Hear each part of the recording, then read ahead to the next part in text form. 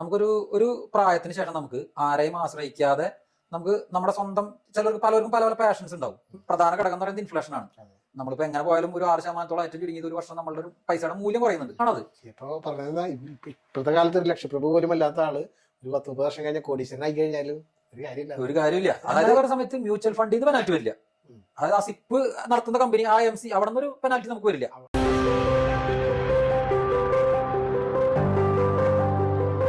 നമ്മിൽ നിന്നുള്ള കൂട്ടുകാരെ പരിചയപ്പെടുന്ന ജസ്റ്റ് റൈറ്റ് മീഡിയയുടെ ചാറ്റ് ജസ്റ്റ് റൈറ്റിലേക്ക് എല്ലാ കൂട്ടുകാർക്കും സ്വാഗതം. ജസ്റ്റ് റൈറ്റ് മീഡിയയുടെ മുൻപത്തെ ഒരു എപ്പിസോഡിന്റെ തുടർച്ച എന്നാണ് നമ്മൾ ഇന്നത്തെ ഈ ഒരു എപ്പിസോഡ് പ്ലാൻ ചെയ്തിട്ടുള്ളത്. ഇൻവെസ്റ്റ്മെന്റ് പ്ലാനിനെ കുറിച്ച് നമ്മൾ മുൻപ് ഒരു എപ്പിസോഡ് സുദൈബ്രോ ആയിട്ട് ചെയ്തിട്ടുണ്ടായിരുന്നു. അത് ഒരുപാട് പേർക്ക് ഉപകാരപ്പെട്ടു. ഒരുപാട് പേര് പേഴ്സണലായിട്ട് നമ്മളെ അതിനെ കൂടുതൽ വിശദീകരിച്ചിട്ടുള്ള ഒരു എപ്പിസോഡ് ചെയ്യാൻ പറ്റുമോ എന്ന് ചോദിച്ചിട്ടുണ്ടായിരുന്നു. അങ്ങനെ സുദൈബായിട്ട് നമ്മൾ ബന്ധപ്പെട്ടു. അദ്ദേഹം നമുക്ക് ഇതിനെ പറ്റി കൂടുതലായിട്ട് വിശദീകരിച്ച് തരാമെന്ന് പറഞ്ഞു. അപ്പോൾ നമുക്ക് സെഷനിലേക്ക് കിടക്കാം. നമുക്ക് ആദ്യം തന്നെ സുദൈബായി വീണ്ടും ഒരു സെക്ഷൻ തന്നതിന് ഒരുപാട് നന്ദി. Thank you. നമ്മൾ കഴിഞ്ഞ എപ്പിസോഡിൽ ഒരുപാട് കാര്യങ്ങൾ പറഞ്ഞിട്ടുണ്ടായിരുന്നു. അവിടെ തന്നെ നമുക്ക് തുടങ്ങാം. അപ്പോൾ അന്ന് തന്നെ ഒരുപാട് പേര് കുറച്ച് ഡൗട്ട്സൊക്കെ ആയിട്ട് ചോദിച്ചിട്ടുണ്ടായിരുന്നു. സാമ്പത്തിക സ്വാതന്ത്ര്യം അതെന്താണ്, അതെങ്ങനെയാണത്? ഒരുപാട് ദൂരത്തായിട്ട് ചിലവഴിക്കുന്നതാണോ സാമ്പത്തിക സ്വാതന്ത്ര്യം? അല്ല, നമ്മുടേതായിട്ടുള്ള ലെവലിൽ നമ്മൾ ചിലവാക്കുന്നതാണോ സാമ്പത്തിക സ്വാതന്ത്ര്യം എന്നൊക്കെ ഒരുപാട് പേര് ചോദിച്ചിരുന്നു. അപ്പോൾ അതൊന്ന് വിശദീകരിക്കാൻ പറ്റും? ഈ സാമ്പത്തിക സ്വാതന്ത്ര്യം എന്ന് പറഞ്ഞാൽ ഒരു പ്രായത്തിന് ശേഷം നമുക്ക് ആരെയും ആശ്രയിക്കാതെ നമുക്ക് നമ്മുടെ സ്വന്തം പലർക്കും പല പല പാഷൻസ് ഉണ്ടാവും. അപ്പോൾ നമ്മൾ ഇപ്പൊ മിക്കവാറും ആൾക്കാർ എന്ന് പറഞ്ഞാൽ ഇപ്പോൾ ഒരു 9 to 5 ഓഫീസ് ജോലി അല്ലെങ്കിൽ ഒരു നിശ്ചിത സമയമായിരിക്കും വർക്ക് ചെയ്യുന്നുണ്ടാവുക. അപ്പോൾ അതിന് പകരം നമ്മൾ തന്നെ നമ്മളുടെ ബോസായിട്ടിരിക്കുക, നമ്മളുടെ ബോസായിട്ടിരിക്കുകയും എന്നാൽ നമുക്ക് നമ്മളുടെ ഒരു പാഷൻ ഫോളോ ചെയ്യുന്ന വഴി അതിൽ നിന്നൊരു നിശ്ചിത വരുമാനം കണ്ടെത്തി നമുക്ക് മുന്നോട്ട് പോകാൻ, അതായത് ആരെയും ആശ്രയിക്കാതെ നമുക്ക് മുന്നോട്ട് പോകാൻ ഏത് ഘട്ടത്തിലാണോ നമ്മൾ എത്തുന്നത് അവിടെയാണ് ശരിക്കും നമ്മളുടെ സാമ്പത്തിക സ്വാതന്ത്ര്യം സ്റ്റാർട്ട് ചെയ്യുന്നത്. ശരിക്കും അവിടെയാണ് നമ്മളത് അച്ചീവ് ചെയ്യുന്നത്. അപ്പോൾ അതിലേക്ക് എത്താനായിട്ടാണ് നമ്മളെല്ലാവരും ശ്രമിക്കേണ്ടത് അല്ലെങ്കിൽ ശ്രദ്ധിക്കേണ്ടത്. അത് ഈ ഒരു നിക്ഷേപത്തിലൂടെ നമുക്ക് അവിടേക്ക് എത്തിപ്പെടാൻ പറ്റുന്നതാണ് പറയുന്നത്. തീർച്ചയായും എത്തിപ്പെടാൻ പറ്റണം. അതായത് നമ്മളൊരു സിസ്റ്റമാറ്റിക് ആയിട്ട് നമ്മൾ ഫോളോ ചെയ്ത് കഴിഞ്ഞാൽ അതിൽ എന്തായാലും എത്തിപ്പെടാൻ പറ്റേണ്ടതാണ്. അപ്പോൾ പറഞ്ഞു വന്നത് ഈ നിക്ഷേപത്തിലൂടെ സാമ്പത്തിക സ്വാതന്ത്ര്യത്തിലേക്ക് എത്തിപ്പെടാൻ പറ്റുന്നതാണോ? അതായത് ഞാൻ പറഞ്ഞല്ലോ, പലർക്കും ഞാൻ പറഞ്ഞല്ലോ പല പാഷൻ ഉണ്ടാവും. അപ്പോൾ ഇതെല്ലാവർക്കും ഒരു പ്രായത്തിന് ശേഷം അത് ഫോളോ ചെയ്യാനായിട്ടുള്ള ഒരു ഭയങ്കര ആഗ്രഹം ഉണ്ടാവും. അപ്പോൾ നമുക്കത് ഫോളോ ചെയ്യുന്നതിനൊപ്പം അതിൽ നിന്നൊരു വരുമാനം കൂടി ഉണ്ടാക്കാൻ പറ്റി കഴിഞ്ഞാൽ വളരെ നല്ലതായിരിക്കും.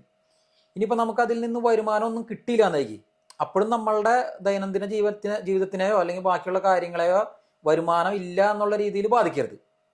അവിടെയാണ് ശരിക്കും സാമ്പത്തിക സ്വാതന്ത്ര്യത്തിന്റെ ഒരു പ്രസക്തി വരുന്നത്. അപ്പോൾ പലർക്കും പല ലക്ഷ്യങ്ങൾ, ചിലവർക്ക് ഈ പറഞ്ഞ മാതിരി അവർ റിട്ടയർമെന്റിന് ശേഷം ചിലപ്പോ പെയിന്റിങ്, അങ്ങനെ പല പല ഇതുകൾ ഉണ്ടാവില്ല, പല പല അവരുടെ ഇതുകളായിട്ട്. അതെ. അപ്പോൾ അതിന് അല്ലാതെ ഞാൻ സത്യത്തിൽ എന്ന് പറഞ്ഞാൽ റിട്ടയർമെന്റിനെ പറ്റിയാണ് ഞാൻ ശരിക്കും ഉദ്ദേശിക്കുന്നതിൽ. അപ്പോൾ റിട്ടയർമെന്റ് എന്ന് പറഞ്ഞാൽ വെറുതെ നമ്മൾ ഒരു പ്രായത്തിന് ശേഷം കാലുമ ഏറ്റു വെച്ചിരുന്ന് വെറുതെ 4 നേരം ഭക്ഷണം കഴിക്കാന്നുള്ളതല്ല. നമ്മൾ റിട്ടയർമെന്റ് ഒരു നിശ്ചിത പ്രായത്തിന് ശേഷം റിട്ടയർമെന്റ് കഴിഞ്ഞു കഴിഞ്ഞാലും നമ്മൾക്ക് ഇഷ്ടമുള്ള ഒരു എന്താണോ അത് തുടരാൻ പറ്റുകയും വേണം. അതിൻ്റെ ഒപ്പം തന്നെ അതിൽ നിന്ന് വരുമാനം ഉണ്ടാക്കാൻ പറ്റി കഴിഞ്ഞാൽ അതും വളരെ നന്നായിരിക്കും. പക്ഷെ എങ്കിൽ കൂടെ അതിൽ നിന്നൊരു വരുമാനം ഇല്ലെങ്കിൽ തന്നെ നമ്മളെ അത് യാതൊരു വിധത്തിലും ബാധിക്കാത്ത ഒരവസ്ഥയിലേക്കാണ് നമ്മൾ ഈ സാമ്പത്തിക സ്വാതന്ത്ര്യം കൊണ്ട് എത്തിക്കേണ്ടത്. ഒരു റിട്ടയർമെന്റ് ടൈമിൽ നമുക്ക് ഇത്ര ഒരു എമൗണ്ട് ഉണ്ടായി കഴിഞ്ഞാലാണ് നമുക്ക് ആ ഒരു സാമ്പത്തിക സ്വാതന്ത്ര്യം എന്ന് വെച്ചാൽ മറ്റുള്ളവരുടെ മുന്നിൽ കൈ കാണിക്കരുത് എന്നുള്ള. അപ്പോൾ എങ്ങനെയാണ് അത് സ്റ്റാർട്ട് ചെയ്യേണ്ടത്? ഇപ്പോൾ ആസ് എ ബിഗിനർ, ഇപ്പോൾ ഒരു യങ് ആയിട്ടുള്ള ഒരാൾ അവളുടെ ഫ്യൂച്ചറിലേക്കൊക്കെ നോക്കിയിട്ടാണ് ഇപ്പോൾ ഇത് ചെയ്യുന്നത്. അപ്പോൾ അവർക്ക് വേണ്ടിയിട്ട് അതെങ്ങനെയാണ് അപ്പോൾ സ്റ്റാർട്ട് ചെയ്യേണ്ടത്, എപ്പോഴാണ് സ്റ്റാർട്ട് ചെയ്യേണ്ടത്, അതിനെ പറ്റിയിട്ടുള്ള കാര്യങ്ങളൊന്നും. എപ്പോഴാണ് സ്റ്റാർട്ട് ചെയ്യുന്നത് ചോദിച്ചു കഴിഞ്ഞാൽ എത്ര നേരത്തെ തുടങ്ങാൻ പറ്റി കഴിഞ്ഞാൽ അത്രയും വളരെ നല്ലത്. ഇപ്പോൾ ലളിതമായി പറഞ്ഞാൽ നമ്മളെ കൊണ്ടാവുന്ന സമയത്ത് നല്ലോണം പണിയെടുക്കുക. അപ്പോൾ പണിയെടുത്താൽ മാത്രം പോരാ, പണിയെടുക്കുന്നതിൻ്റെ ഒപ്പം തന്നെ നമ്മളുടെ ഒരു വരുമാനത്തിൻ്റെ ഒരു ചുരുങ്ങിയത് ഒരു 20%, ഏറ്റവും ചുരുങ്ങിയത് ഒരു 20% നമ്മൾ ഒരു നിക്ഷേപ പദ്ധതിക്ക് മാറ്റി വെച്ച് അതിലേക്ക് ഇൻവെസ്റ്റ് ചെയ്ത് പോകാം. അപ്പൊ അതിന് അങ്ങനെ ചെയ്യുമ്പോൾ എന്താണെന്ന് വെച്ചാൽ നമ്മൾ അതായത് ഇപ്പൊ നിലവിൽ ഇപ്പൊ നിക്ഷേപ പദ്ധതികൾ എന്ന് പറയപ്പെടുന്നത് അത് നമുക്ക് നിക്ഷേപമായിട്ട് കണക്കാക്കാൻ പറ്റില്ല. കാരണം ഇതിലൊരു പ്രധാന ഘടകം എന്ന് പറയുന്നത് ഇൻഫ്ലേഷൻ ആണ്. നമ്മളിപ്പോ എങ്ങനെ പോയാലും ഒരു 6% ഏറ്റവും ചുരുങ്ങിയത് ഒരു വർഷം നമ്മളുടെ ഒരു പൈസയുടെ മൂല്യം കുറയുന്നുണ്ട്. അപ്പൊ അതും കൂടി കണക്കാക്കിയിട്ടുള്ള ഒരു നിക്ഷേപ പദ്ധതി നമ്മൾ കണ്ടെത്തി അതിൽ നിക്ഷേപിച്ച് പോയാൽ മതി. ഇപ്പൊ ഒരു 25 വയസ്സൊക്കെ ഉള്ള ഒരാൾ, ഇപ്പൊ എന്തായാലും ഇപ്പൊ ഒരു 20 വയസ്സിലൊക്കെ കഴിഞ്ഞ് ഒരു അത്യാവശ്യം വിദ്യാഭ്യാസം കഴിഞ്ഞ് ഒരു 22 വയസ്സൊക്കെ ആവണ ടൈമിൽ അത് കഴിഞ്ഞ് എന്തെങ്കിലും ഒരു 25-ാമത്തെ വയസ്സിൽ ജോലിക്ക് കയറി കഴിഞ്ഞാൽ ആ 25-ാമത്തെ വയസ്സ് തുടങ്ങി നമ്മളുടെ മാസ വരുമാനത്തിന്റെ, അതായത് നമ്മളുടെ ചെലവുകൾ കഴിഞ്ഞിട്ടല്ല, നമുക്കിപ്പോൾ എത്രയാണോ സാലറി അതിന്റെ ഒരു 20% അല്ലെങ്കിൽ 25% നമ്മൾ കൃത്യമായി സിസ്റ്റമാറ്റിക് ആയിട്ട് ഇൻവെസ്റ്റ് ചെയ്ത് പോയി കഴിഞ്ഞ് കഴിഞ്ഞാൽ അത് ഇപ്പൊ നമ്മൾ ഈ പറഞ്ഞ സാമ്പത്തിക സാധ്യതയ്ക്ക് എത്താവുന്നുള്ളൂ. നമുക്കൊരു 25 വയസ്സുള്ള ഒരാളാണെന്നുണ്ടെങ്കിൽ ഒരു 50 വയസ്സ് കണക്കാക്കുകയാണെന്നുണ്ടെങ്കിൽ ഒരു 25 വർഷം അവിടെ കിട്ടുമല്ലോ നമ്മള്. അപ്പൊ ആ ടൈമിൽ നമ്മൾ കറക്റ്റ് ആയിട്ട് നിക്ഷേപിച്ച് പോയി കഴിഞ്ഞാൽ ഇത് എളുപ്പത്തിൽ നേടാവുന്നതേ ഉള്ളൂ. ഇപ്പൊ നേരത്തെ പറഞ്ഞു ഈ നമ്മള് ഈ ഇൻഫ്ലേഷൻ വരും, അപ്പോൾ നമ്മളത് നോക്കിയിട്ട് നല്ലൊരു പദ്ധതിയിൽ നിക്ഷേപിക്കുകയാണെന്നുണ്ടെങ്കിൽ നമുക്ക് ആ ഒരു ലെവലിലേക്ക് എത്താൻ പറ്റും. ഫോർ എക്സാമ്പിൾ ഏതൊക്കെയാണ് അത്? ഞാൻ പറഞ്ഞില്ലേ, ഇപ്പൊ നമ്മളിപ്പോ മിനിമം നമ്മളൊരു 6% നമ്മൾ ഇൻഫ്ലേഷൻ കണക്കാക്കണം. അതായത് നമ്മളുടെ ഇപ്പോൾ കയ്യിലുള്ള ഒരു 10,000 രൂപ ആയിരിക്കില്ല ഒരു വർഷം കഴിയുമ്പോൾ നമുക്ക് ഇപ്പോൾ വാങ്ങാൻ, ആ 10,000 രൂപയ്ക്ക് വാങ്ങാൻ പറ്റുന്ന സാധനങ്ങൾ നമുക്ക് അടുത്ത വർഷം ചിലപ്പോൾ വാങ്ങാൻ പറ്റിക്കൊള്ളുന്നില്ല, അതിലും കൂടുതൽ വേണ്ടി വരും. അറിയാലോ, ഇപ്പൊ നമ്മളെ ചുറ്റുമുള്ള സാധനങ്ങളുടെ വില നോക്കി കഴിഞ്ഞാൽ തന്നെ അറിയാം. ഇപ്പൊ ഇന്നുള്ള വില ആയിരിക്കില്ല ഒരു വർഷം കഴിഞ്ഞ് കഴിഞ്ഞാൽ. അപ്പോ അത് ആ ഇൻഫ്ലേഷൻ കൂടി കണക്കാക്കിയിട്ട് വേണം നമ്മളെപ്പോഴും നമുക്ക് വേണ്ട നമ്മൾ തിരഞ്ഞെടുക്കുന്ന ഒരു നിക്ഷേപ പദ്ധതിക്ക് നമ്മൾ പ്രതീക്ഷിക്കേണ്ടത്.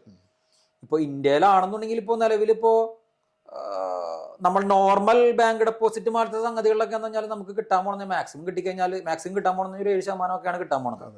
അപ്പൊ ആ ഇൻഫ്ലേഷൻ അതിൽ അഡ്ജസ്റ്റ് ചെയ്ത് കഴിഞ്ഞാൽ പിന്നെ അതിൽ നമുക്ക് കാര്യമായിട്ടൊന്നും അത് നിക്ഷേപം എന്ന് പറയാൻ പറ്റില്ല, അതൊരു സേവിങ്സ് ആയിട്ട് നമുക്ക് കണക്കാൻ പറ്റുള്ളൂ.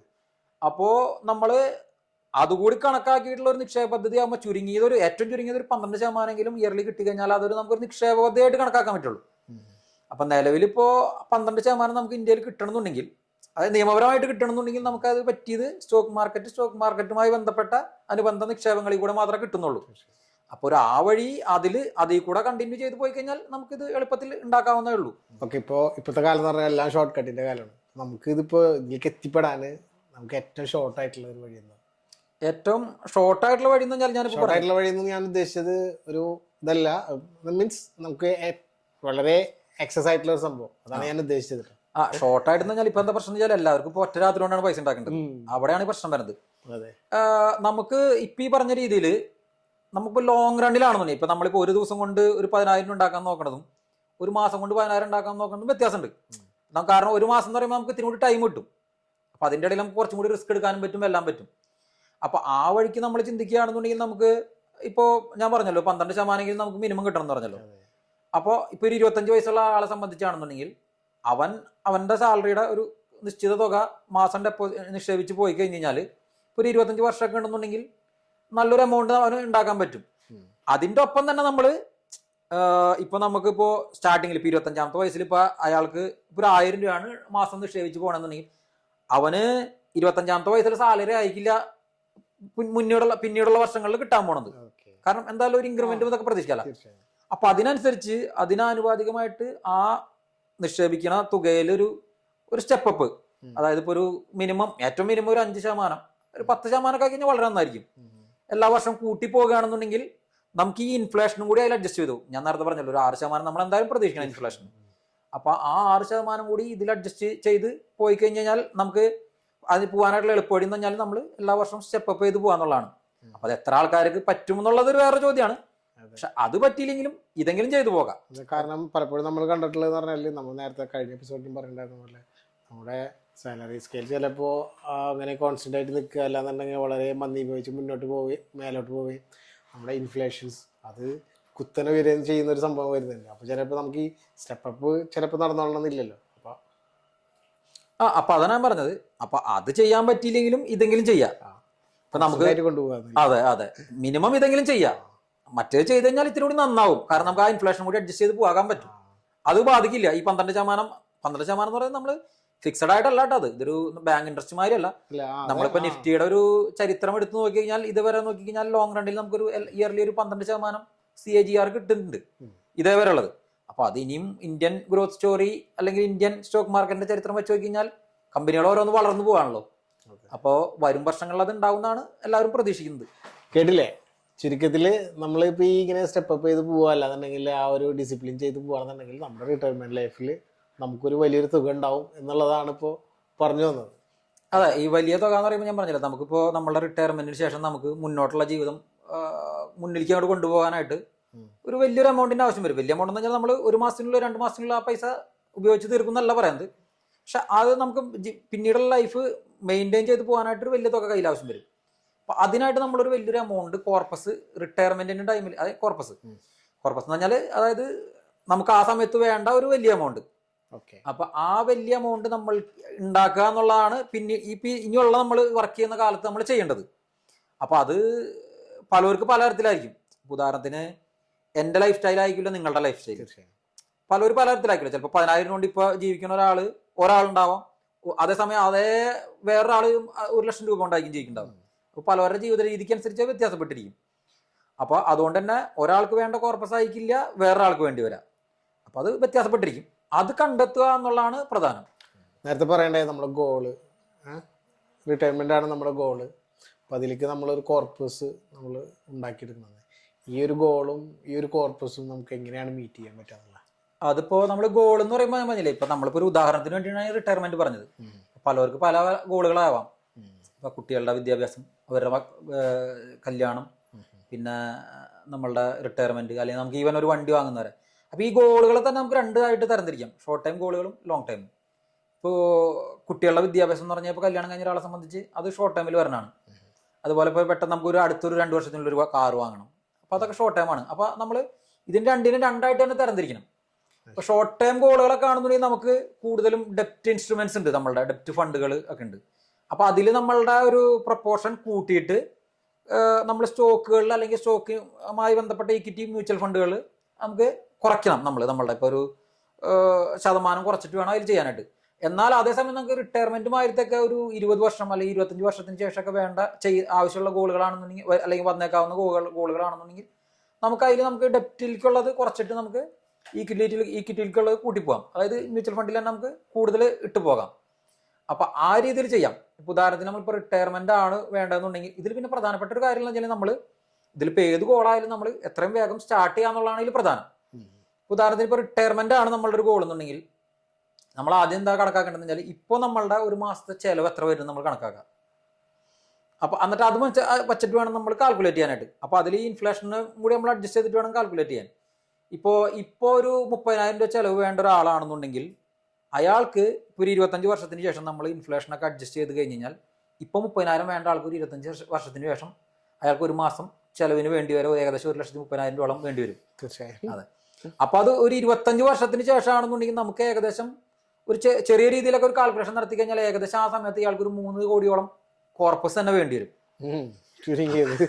അപ്പൊ ഈ 3 കോടിയിലേക്ക് നമ്മൾ എങ്ങനെ എത്താന്നുള്ളതാണ് നമ്മൾ ആലോചിക്കേണ്ടത്. അപ്പൊ ഇത് 3 കോടി എന്ന് പറഞ്ഞാൽ ഞാൻ ഒരു ഏകദേശ കണക്ക് പറഞ്ഞാണ്. അപ്പൊ അതിനേക്കാളും ചെലവ് കുറച്ച് കൺട്രോൾ ചെയ്ത് പോകാൻ പറ്റാവുന്ന ആൾക്കാർക്കാണെങ്കിൽ അത് വേണ്ട.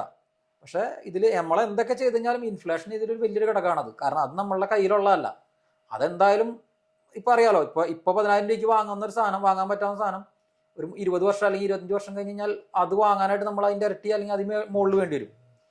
അപ്പോ അതൊരു വലിയ പ്രശ്നമാണത്. ഇപ്പൊ പറഞ്ഞത് ഇപ്പോഴത്തെ കാലത്ത് ഒരു ലക്ഷപ്രഭു പോലും അല്ലാത്ത ആള് ഒരു 10-30 വർഷം കഴിഞ്ഞ കോടീശ്വരനായി കഴിഞ്ഞാലും ഒരു കാര്യമില്ല. അതായത് ഇപ്പോഴത്തെ മൂല്യം വെച്ച് കാര്യമില്ലാത്ത അവസ്ഥ.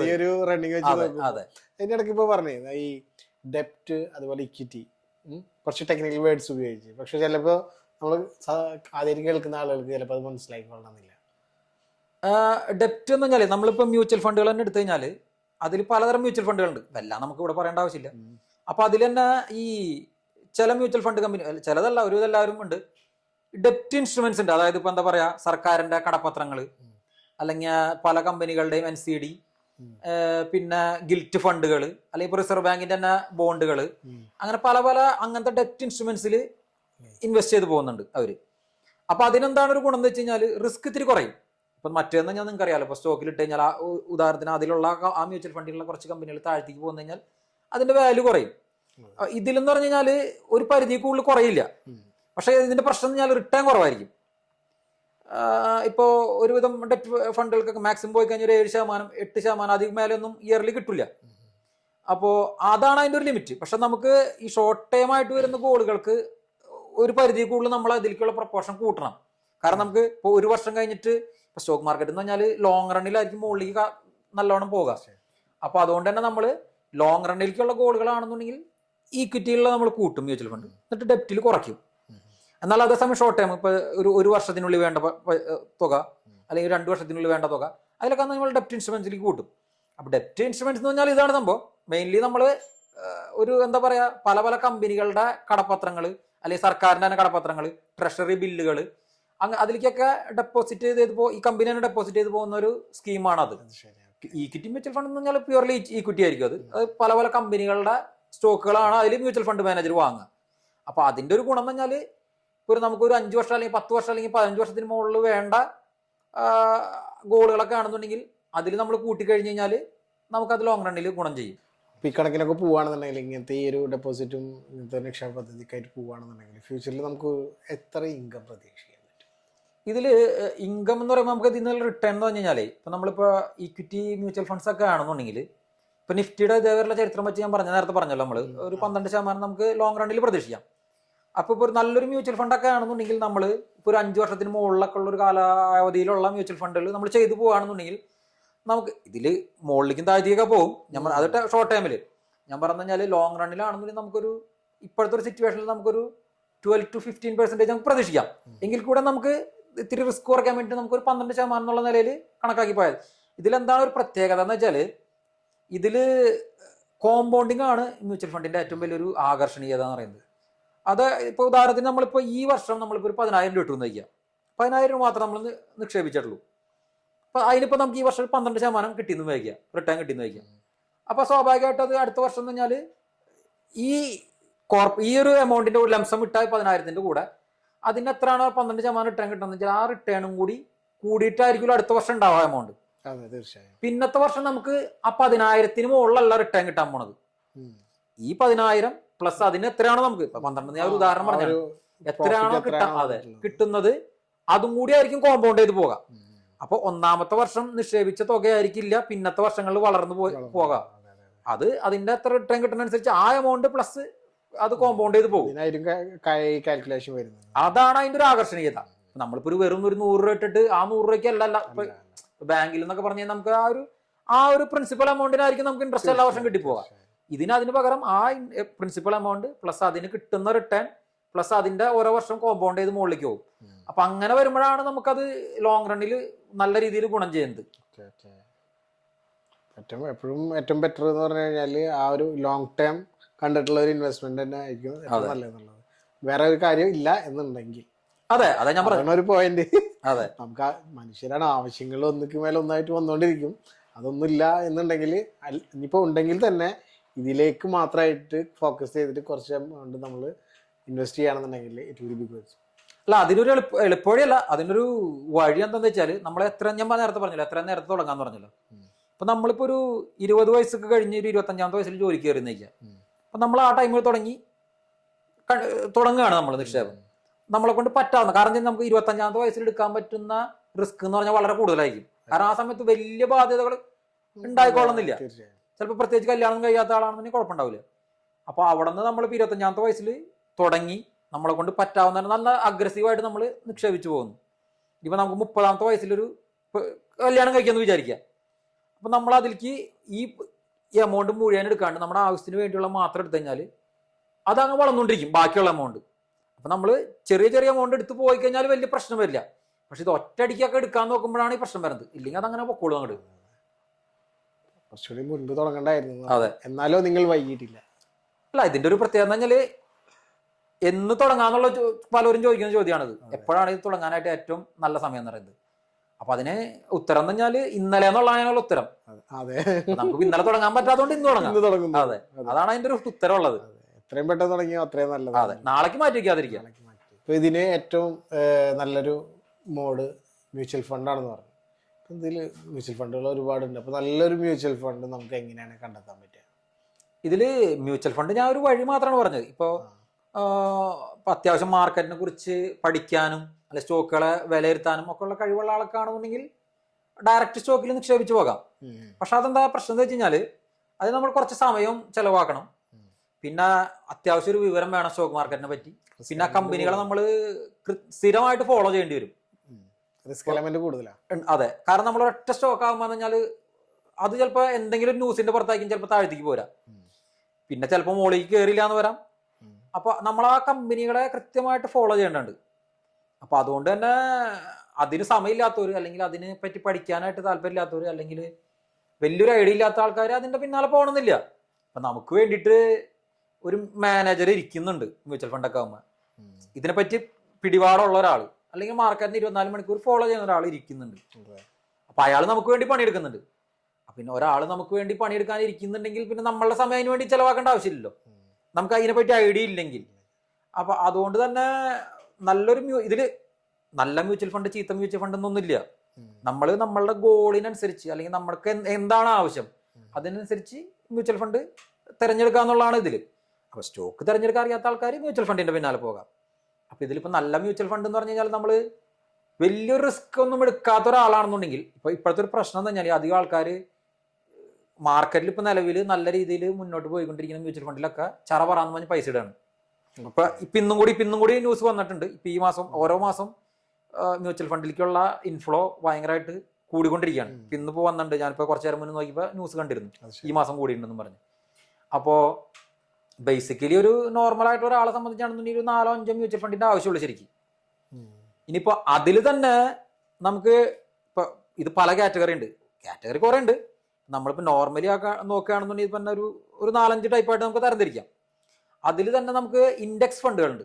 അതായത് ഇപ്പോൾ നിഫ്റ്റി എന്ന് പറയുന്നത് ഒരു ഇൻഡെക്സ് ആണ്, NSEയുടെ നാഷണൽ സ്റ്റോക്ക് എക്സ്ചേഞ്ചിന്റെ ഇൻഡെക്സ് ആണ് നിഫ്റ്റി എന്ന് പറയുന്നത്. ഇപ്പൊ അതിൽ തന്നെ പല പല ഇൻഡെക്സുകളുണ്ട്. അപ്പൊ നമ്മൾ ബേസിക്കലി ഈ ഇൻഡെക്സ് ഫണ്ടുകളാകുമ്പോൾ കഴിഞ്ഞാൽ നമുക്ക് റിസ്ക് ഇത്തിരി കുറവായിരിക്കും. എന്നാൽ നമുക്ക് ലോങ് റണ്ണിൽ ഒരു 10 വർഷം ആ ഒരു കാലാവധിയൊക്കെ കാണുന്നുണ്ടെങ്കിൽ നമുക്ക് ഏറ്റവും ചുരുങ്ങിയത് ഇപ്പോഴത്തെ ഒരു കണക്ക് പ്രകാരം ഒരു 12% കിട്ടുന്ന ഞാൻ നേരത്തെ പറഞ്ഞല്ലോ. അപ്പൊ ബേസിക്കലി നമുക്ക് വളരെ ചുരുക്കം മ്യൂച്വൽ ഫണ്ടുകളുടെ ആവശ്യമുള്ളൂ. 4-5 മ്യൂച്വൽ ഫണ്ടിൽ നമുക്ക് ഒതുക്കാവുന്നുള്ളൂ.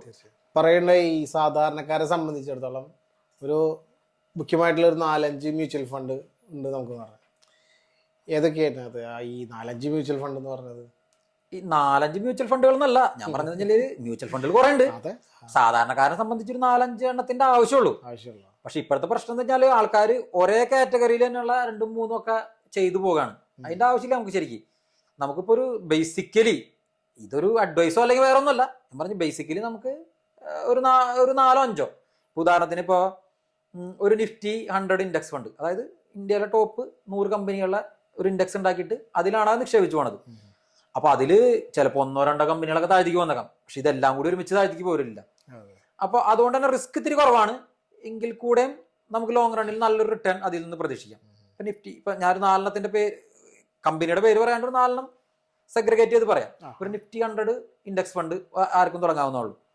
അതുമാതിരി തന്നെ മിഡ് ക്യാപ്പ്, അതായത് ഇതിനോട് അതിന് താഴെ വരുന്ന Nifty 150 mid cap index fund ഉണ്ട്. അപ്പൊ അതിലും ഇടാം. പിന്നെ ഒരു സ്മോൾ ക്യാപ്പ്, ഇതിനു കൂടി നമുക്കൊരു 20 വർഷമൊക്കെ 15 വർഷത്തിന് മുകളിൽ കാലാവധിയുള്ള ആളാണെന്നുണ്ടെങ്കിൽ ഒരു സ്മോൾ ക്യാപ്പ്, അത് ഇൻഡെക്സ് വേണമെന്ന് ഞാൻ പറയുന്നില്ല, സ്മോൾ ക്യാപ്പ് ഫണ്ട് ഏതെങ്കിലും സെലക്ട് ചെയ്യാം. ഇപ്പൊ ഇത് 3 നമുക്ക് ഒരുവിധം ആ മാർക്കറ്റ് ക്യാപ്പിനെ അത് കവർ ചെയ്ത് കഴിഞ്ഞു. ഇനിയിപ്പോ പ്ലസ് നമുക്കൊരു ഡൈവേഴ്സിഫിക്കേഷന്റെ ഭാഗമായിട്ട് നമുക്കൊരു മൾട്ടി അസറ്റ് ഫണ്ട് എന്ന് പറഞ്ഞിട്ട് ഫണ്ട് ഉണ്ട്. ആ ഒരു കാറ്റഗറി ഉണ്ട്. അതിലെന്താന്ന് വെച്ചാൽ ഇപ്പൊ ഞാൻ ഈ പറഞ്ഞതെന്ന് പറഞ്ഞാൽ അധികം കമ്പനികളിൽ മാത്രമാണ് നിക്ഷേപിച്ചു പോവുക, അതായത് പ്യൂർലി ഈക്വിറ്റിയിൽ മാത്രമാണ് നിക്ഷേപിച്ചു പോവുക. ഈ മൾട്ടി അസറ്റ് ഫണ്ടും കൂടി വരുമ്പോൾ അതിൽ ഗുണം എന്ന് പറഞ്ഞാൽ അത് ഈക്വിറ്റി മാത്രമല്ല, പ്ലസ് അതിൽ ഗോൾഡ് വരും, റിയൽ എസ്റ്റേറ്റ് വരുന്നുണ്ട്. അങ്ങനെ ഡൈവേഴ്സിഫൈ, അതായത് ഏതെങ്കിലും ഒരു സെഗ്മെന്റ് താഴ്ത്തിക്ക് പോയാലും അത് ആ ഫണ്ടിനെ മൊത്തത്തിൽ ബാധിക്കില്ല. അതായത് ഒന്ന് ബാലൻസ് ചെയ്ത് പോക്കോളും. അപ്പൊ ശരിക്കും ഇപ്പൊ ഈ 4 4 ഈ 4 ഫണ്ടിന്റെ ആവശ്യമുള്ളൂ ശരിക്കും ബേസിക്കലി ഒരാൾക്ക്. ഞാൻ പറഞ്ഞൊരു അത്രയ്ക്ക് എന്താ പറയാ അഗ്രസീവ് ആയിട്ടുള്ള ഒരു ഇൻവെസ്റ്ററുടെ കാര്യമല്ല പറയുന്നത്, ഒരു മോഡറേറ്റ് ആയിട്ടുള്ള ആൾക്ക് ഇതിന്റെ ആവശ്യമുള്ളൂ. പ്ലസ് ഇനിയിപ്പോ ഇതിന്റെ മുകളിൽ വേണമെന്നുണ്ടെങ്കിൽ നമുക്കൊരു ബാലൻസ്ഡ് അഡ്വാൻറ്റേജ് ഫണ്ട് എന്ന് പറഞ്ഞിട്ടുണ്ട്. അതായത് ആ പോർട്ട്ഫോളിയോ, അതായത് നമുക്ക് ഇപ്പൊ ബാക്കിയുള്ളതൊക്കെ എന്ന് പറഞ്ഞാൽ ഒരുവിധം എല്ലാ ഫണ്ടുകളും ഈക്വിറ്റി ഓറിയന്റഡ് ആണ്. ഇപ്പൊ ഒരു ബാലൻസ്ഡ് ഇപ്പൊ മൾട്ടി അസറ്റ് ഫണ്ടിന്റെ കൂടെ വേണമെന്ന് നിർബന്ധമൊന്നുമില്ല, എങ്കിൽ കൂടെ അതും കൂടി കൂട്ടിക്കഴിഞ്ഞാൽ നമ്മുടെ പോർട്ട്ഫോളിയോക്ക് ഒരു ബാലൻസ് ആവും. ബാലൻസ്ഡ് അഡ്വാൻറ്റേജ് ഫണ്ടുകൾ ധാരാളം ഉണ്ട്, സെർച്ച് ചെയ്ത് കഴിഞ്ഞാൽ കാണാൻ പറ്റും. ഇതിനിടക്ക് പറയേണ്ട ഈ ബാലൻസ്ഡ് അഡ്വാൻറ്റേജ് ഫണ്ട്, എന്താണ് ഈ ബാലൻസ്ഡ് അഡ്വാൻറ്റേജ് ഫണ്ട് എന്ന് പറയുന്നത്? ഈ ബാലൻസ്ഡ് അഡ്വാൻറ്റേജ് ഫണ്ട് എന്ന് പറഞ്ഞാലേ അതിലിപ്പോ നമ്മളിപ്പോ ആദ്യം പറഞ്ഞ 3 എന്ന് പറഞ്ഞാൽ ഈക്വിറ്റി മാത്രമേ വരുന്നുള്ളൂ. മൾട്ടി അസറ്റ് അല്ല പറഞ്ഞു, അതിന് മുന്നേ ഒരു 3 ഞാൻ പറഞ്ഞിരുന്നു. അതിൽ ഈക്വിറ്റി മാത്രമാണ് വരുന്നത്. ഈ ബാലൻസ്ഡ് അഡ്വാൻറ്റേജ് ഫണ്ട് എന്ന് പറയുമ്പോൾ അതിൽ ഈക്വിറ്റി പ്ലസ് കുറച്ച് ഡെപ്റ്റ് ഇൻസ്ട്രുമെന്റ്സും കൂടി വരും. അതായത് നമ്മൾ ആദ്യം ഒരു ഡെപ്റ്റ് മ്യൂച്വൽ ഫണ്ടിന്റെ കാര്യം പറഞ്ഞ ഓർമ്മയില്ലേ? അപ്പൊ അതിലുള്ള കുറച്ച് ഘടകങ്ങളും കൂടി ഇതിലേക്ക് വരും. ഇപ്പൊ ട്രഷറി ബില്ലുമാതിരി അങ്ങനത്തെ കുറച്ച് ഡെപ്റ്റ് ഇൻസ്ട്രുമെന്റ്സ്. അപ്പൊ എന്താ ഗുണം എന്ന് വെച്ച് കഴിഞ്ഞാല് ഇത് ബാലൻസ് ചെയ്ത് പോകും. മറ്റേന്ന് 100% ഈക്വിറ്റിയാണ്, അപ്പൊ അത് എന്തെങ്കിലും കാരണവശാലും മാർക്കറ്റിനെ താൽക്കാലികമായിട്ട് ഇപ്പൊക്കെ കുറച്ച് ദിവസം ഒരു മാസമായിട്ട് മാർക്കറ്റ് താഴത്തേക്ക് പോയിക്കൊണ്ടിരിക്കുകയാണ്. അപ്പൊ അതുമാതിരി വരുന്ന ഒരു സാഹചര്യത്തിൽ ഈക്വിറ്റി ഫണ്ടുകളാണെന്നുണ്ടെങ്കിൽ നേരെ താഴത്തേക്ക് പോരും. പക്ഷെ ഇവിടെ എന്ന് പറഞ്ഞാൽ ഒരു ശതമാനം എന്ന് പറഞ്ഞാൽ ഒരു നിശ്ചിത ശതമാനം ഈ ഡെപ്റ്റ് ഇൻസ്ട്രുമെന്റിലേക്ക് ഉള്ളത് കൊണ്ട് വല്ലാതെ താഴത്തേക്ക് പോരില്ല. ആ ഈക്വിറ്റി ഫണ്ടുകൾ താഴത്തേക്ക് പോരുന്ന മാതിരി വല്ലാതെ താഴത്തേക്ക് വരില്ല, റിസ്ക് ഇത്തിരി കുറയും. അപ്പൊ അതുകൊണ്ടാണ് ഇത് അപ്പുറത്തൊരു ഡെപ്റ്റ് ഇൻസ്ട്രുമെന്റ്സും കൂടി ഉള്ളതുകൊണ്ടാണ് ഇത് ബാലൻസ് ചെയ്ത് പോണത്. അപ്പൊ അതുകൊണ്ട് തന്നെ നമ്മൾ റിസ്ക് കുറയ്ക്കുന്നതിന്റെ ഭാഗമായിട്ട് ഇത് കൂടി ആഡ് ചെയ്ത് കഴിഞ്ഞാൽ തെറ്റില്ല. അല്ലെങ്കിൽ പിന്നെ നമ്മൾ എന്താന്ന് വെച്ച് കഴിഞ്ഞാൽ സെപ്പറേറ്റ് ആയിട്ട് ഡെപ്റ്റ് മ്യൂച്വൽ ഫണ്ടിലേക്ക് നമ്മൾ പൈസ ഇടേണ്ടി വരും. അപ്പൊ അതിന് പകരം ഇതിലാവുമ്പോൾ എല്ലാവരും ഉണ്ട്. എന്തുകൊണ്ടാണ് ഈ ഡെപ്റ്റ് അത്ര താഴേക്ക് വരില്ല എന്ന് പറയുന്നത്? എന്തുകൊണ്ടാണ്? കാരണം എന്ന് പറഞ്ഞാൽ അത് ഇപ്പൊ നമ്മളിപ്പോ ഈക്വിറ്റി മ്യൂച്വൽ ഫണ്ടുകൾ പ്രധാനമായിട്ട് താഴത്തേക്ക് വരേണ്ട കാരണം എന്ന് പറഞ്ഞാൽ മാർക്കറ്റ് താഴത്തേക്ക് വരേണ്ട ഭാഗമായിട്ടാണ്. ഇപ്പൊ ഈ ഡെപ്റ്റ് ഇൻസ്ട്രുമെന്റ്സ് എന്ന് പറഞ്ഞാൽ അത് ഈക്വിറ്റി മാർക്കറ്റുമായി ബന്ധമില്ലാത്ത സാധനങ്ങളാണ്. ഇപ്പൊ നിങ്ങൾ ഉദാഹരണത്തിന് ട്രഷറി ബില്ല്, ഇപ്പൊ പല സ്റ്റേറ്റുകളിൽ തന്നെ ബില്ലുകളുണ്ട്. ഇപ്പൊ കേരള സർക്കാരിന്റെ അല്ലെങ്കിൽ ബാക്കിയുള്ള സർക്കാരിന്റെ, അത് അവര് ആ സർക്കാരിന് ഈ മ്യൂച്വൽ ഫണ്ട് കമ്പനി കടമായിട്ട് കൊടുത്തേക്കുന്നതാണ്. അപ്പൊ അതുകൊണ്ട് തന്നെ അതും ഈക്വിറ്റി മാർക്കറ്റും തമ്മിൽ യാതൊരു ബന്ധമില്ല.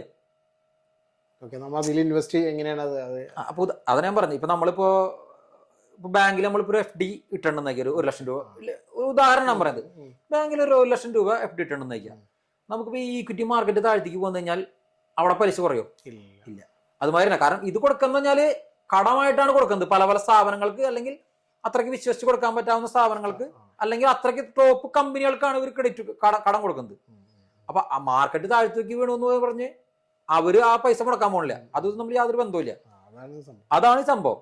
അപ്പൊ ആ രണ്ട് കൂട്ടം കൂടി ഇതിൽ വരുമ്പോ, ഈ ഫണ്ടിൽ വരുമ്പോ അത് ബാലൻസ് ചെയ്ത് പോകും. എന്നാൽ നമുക്ക് ലോങ് റണ്ണിൽ ഇപ്പൊ ഒരു 20 വർഷമൊക്കെ എടുത്തു കഴിഞ്ഞാൽ ഈക്വിറ്റി മ്യൂച്വൽ ഫണ്ടുകൾക്ക് തരുന്ന റിട്ടേൺ ഇതിൽ നിന്ന് കിട്ടിക്കൊള്ളുന്നില്ല. പക്ഷെ എങ്കിൽ കൂടെ നമുക്കൊരു താരതമ്യേന കുഴപ്പമില്ലാത്ത റിട്ടേൺ ഇതിൽ നിന്ന് കിട്ടുകയും ചെയ്യും. എന്നാൽ അതിന്റെ ഒപ്പം തന്നെ നമുക്ക് റിസ്കിന് ഒരു തടയിടാൻ പറ്റുകയും ചെയ്യും. കാലികമായിട്ട് വരുന്ന അപ്പ് ആൻഡ് ഡൗണിന് ഇത് ബാലൻസ് ചെയ്ത് വലിയ രീതിയിൽ പ്രശ്നം വരില്ല എന്ന് മാത്രമല്ല, അതിൽ കൂടെ ഈ ബാലൻസ്. ഇപ്പൊ എന്തൊക്കെയാണ് മ്യൂച്വൽ ഫണ്ട്, ഈ 4-5 തരം പറഞ്ഞതും അല്ലാതെ ഇപ്പൊ നമ്മുടെ എല്ലാ കാര്യങ്ങളും നമുക്ക് മനസ്സിലായി. ഇത് ഒരു സാധാരണക്കാരനെ സംബന്ധിച്ചിടത്തോളം ഇതെങ്ങനെയാണ് ഇൻവെസ്റ്റ് ചെയ്തിട്ട് ആരെയാണ് അപ്രോച്ച് ചെയ്യേണ്ടത്? നമുക്ക് ഡയറക്റ്റ് ചെയ്യാൻ പറ്റുമോ? ഓഫ്കോഴ്സ് നമുക്ക് ഡയറക്റ്റ് ചെയ്യാൻ പറ്റുന്നുള്ളതുകൊണ്ടായിരിക്കാം. പക്ഷെ ഒരു ആസ് എ ബിഗിനർ എങ്ങനെയാണ് ഇതിലേക്ക് എത്തിപ്പെടുക എന്നുള്ളത്? ഈ 4-5 മ്യൂച്വൽ ഫണ്ട് എന്ന് ഞാനൊരു ഉദാഹരണം പറഞ്ഞാണ്. മ്യൂച്വൽ ഫണ്ടുകൾ ധാരാളം ഉണ്ട്. അപ്പോ ഇതില് നമ്മള് ആര് വഴി ചെയ്യുന്നു എന്നുള്ള ഇതിൽ വലിയ പ്രാധാന്യമൊന്നുമില്ല. നമ്മൾ എത്രയും നേരത്തെ തുടങ്ങാം. പിന്നെ തുടങ്ങുന്ന രീതി, അതായത് ഇപ്പൊ മ്യൂച്വൽ ഫണ്ടുകളാണെന്ന് നമുക്ക് 2 ടൈപ്പ് മ്യൂച്വൽ ഫണ്ടുകളുണ്ട്. അതായത് നമുക്ക് ഡയറക്റ്റ് പ്ലാനുകളുണ്ട്, റെഗുലർ പ്ലാനുകളുണ്ട്. ഇതിന്റെ രണ്ടിലും വ്യത്യാസം എന്ന് പറഞ്ഞാൽ, ഈ ഡയറക്റ്റ് പ്ലാനുകളാകുമ്പോൾ എന്ന് പറഞ്ഞാൽ ഇതിന്റെ ഇടയിൽ വേറെ ഇടനിലക്കാരൊന്നുമില്ല. അപ്പൊ അതുകൊണ്ട് തന്നെ നമ്മൾ ആ മ്യൂച്വൽ ഫണ്ടിന്റെ മാനേജർക്ക് വരുന്ന ഒരു എക്സ്പെൻസ് റേഷ്യോ ഉണ്ട്. അതായത് ഇപ്പൊ അയാള് അവിടെ ഇരിക്കുന്നതിന് അയാൾക്കൊരു സാലറി, പിന്നെ ഈ മ്യൂച്വൽ ഫണ്ട് ഹൗസുകളുടെ കുറച്ച് ചെലവുകൾ, അതിനൊക്കെ കൊടുക്കുന്ന ഒരു എക്സ്പെൻസ് റേഷ്യോ ഉണ്ട്. അതിപ്പോ ഒരു 0.5 മുതൽ 1.5 വരെ വാങ്ങുന്ന ഫണ്ടുകളുണ്ട്. അപ്പൊ റെഗുലർ ഫണ്ടുകൾ എന്താണ് പ്രശ്നം വരുന്നത് വെച്ചാൽ, ഇതിന്റെ ഇടയിൽ ഒരു ബ്രോക്കർ വരുന്നുണ്ട്. ബ്രോക്കർ മീൻസ് ഒരു ഇടനിലക്കാരൻ വരുന്നുണ്ട്. അപ്പൊ അയാളുടെ കമ്മീഷൻ കൂടി വരും ഇതിൽ കൂടെ. അപ്പൊ അത് മിക്ക കേസുകളിലും 1% കൂടുതൽ വരും. ഈ 1% എന്ന് പറയുമ്പോൾ പ്രശ്നം, നമ്മൾ വിചാരിക്കും 1% എന്ന് പറയുമ്പോൾ 1% വരുന്നുള്ളൂ. പക്ഷെ ഇത് ലോങ് റണ്ണിൽ ഈ പറഞ്ഞ കോമ്പൗണ്ടിങ് എഫക്റ്റും കൂടി വരുമ്പോൾ വലിയൊരു എമൗണ്ട് വ്യത്യാസം വരും. വലിയ എമൗണ്ട് നമുക്ക് പ്രതീക്ഷിക്കുന്നതിനേക്കാൾ അപ്പുറം വരും. അപ്പോൾ നമുക്കിത് ആര് വഴി വേണമെങ്കിൽ തുടങ്ങാം. ഇപ്പൊ ഡയറക്റ്റ് ഫണ്ടുകളായാലും റെഗുലർ ആയാലും ആര് വഴി വേണമെങ്കിൽ തുടങ്ങാം.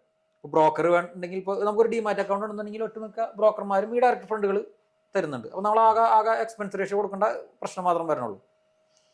അതേമാതിരി തന്നെ നമുക്ക് ഓരോ തേർഡ് പാർട്ടി ആപ്ലിക്കേഷൻസ് ഉണ്ട്. അവിടെയും എക്സ്ട്രാ ചാർജുകൾ കൊടുക്കേണ്ടി വരുന്നില്ല. ഇനി അതൊന്നും പോരാ, ഇതിനോട് വിശ്വാസം വേണമെന്നുള്ളവർക്ക് ഡയറക്റ്റ് ഫണ്ട് ഹൗസിന്റെ വെബ്സൈറ്റിൽ പോയിട്ട് അവിടെ പോയി KYC കംപ്ലീറ്റ് ചെയ്ത് തുടങ്ങാവുന്നുള്ളൂ. KYC കംപ്ലീറ്റ് ചെയ്യാന്ന് കഴിഞ്ഞാൽ ആകെ ഒരു 5-10 മിനിറ്റിന്റെ കേസ് വരുന്നുള്ളൂ. ഇപ്പൊ എല്ലാം ഓൺലൈൻ ആയതുകൊണ്ട്. അപ്പൊ ഇത് ആര് വഴി ചെയ്യുന്നതിന് പ്രാധാന്യമൊന്നുമില്ല. നമ്മൾ എത്രയും വേഗം ചെയ്യുക എന്നുള്ളതാണ് പ്രശ്നം.